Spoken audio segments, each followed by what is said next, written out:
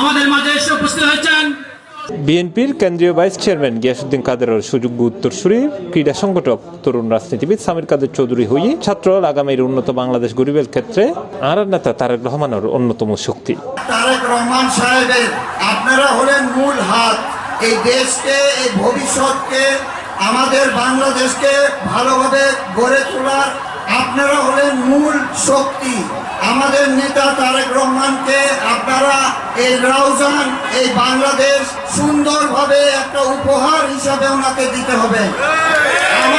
আমার একটি উপদেশটা হলো যে আপনারা শক্তভাবে যে যার জন্য দাঁড়িয়ে পড়ুন।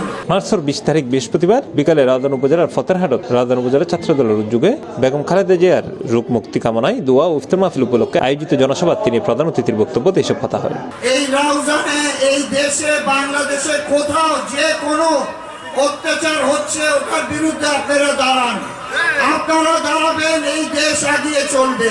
কোনো রকম কোনো অত্যাচার আপনারা সইবেন না। এই দেশের মানুষ 17 বছর নানা রকম অত্যাচার সয়ে আসছে, আর কেউ এই অত্যাচার সইবেন না। চট্টগ্রাম উত্তর জেলা ছাত্রদলের যুগ্ম সম্পাদক সুলতান আজমের সভাপতিত্বে প্রধান বক্তা আছেন জেলা ছাত্রদলের সহসভাপতি তসলিম উদ্দিন। রাউজান উপজেলা ছাত্রদলের সাবেক যুগ্ম সম্পাদক জাহিদুল ইসলাম, ফরিদুদ্দিন ও আবুল কাদেরের যৌথ পরিচালনায় এটা বিশেষ অতিথি আছেন চট্টগ্রাম উত্তর জেলা বিএনপির সদস্য আবু জাফর চৌধুরী, উপজেলা বিএনপির যুগ্ম আহ্বায়ক ফিরোজ আহমদ মেম্বার, উত্তর জেলা বিএনপির নেতা মোহাম্মদ হাবিবুল্লাহ মাস্টার, বিএনপি নেতা হাজি মোহাম্মদ জসিমউদ্দিন, উপজেলা বিএনপি নেতা হাফেজ মোহাম্মদ হাশেম, আবুল হাকিম চৌধুরী, জেলা যুবদলের সহসভাপতি মোজাম্মেল হক, জেলা স্বেচ্ছাসেবক দলের যুগ্ম আহ্বায়ক ইউসুফ তালুকদার, জেলা যুবদলের সহ সম্পাদক এম মাসুদ আলম, ইকবাল চৌধুরী সহ আরো বোধকাই। এছাড়াও এটা বক্তব্য রাখি অ্যাডভোকেট তাজুল ইসলাম, মোহাম্মদ হারুন, উপজেলা যুবদলের সদস্য সচিব ইস্তিয়া কবি, যুবদল নেতা জানা আলম সহ আরো অনেকেই। C plus TV, Chittagong.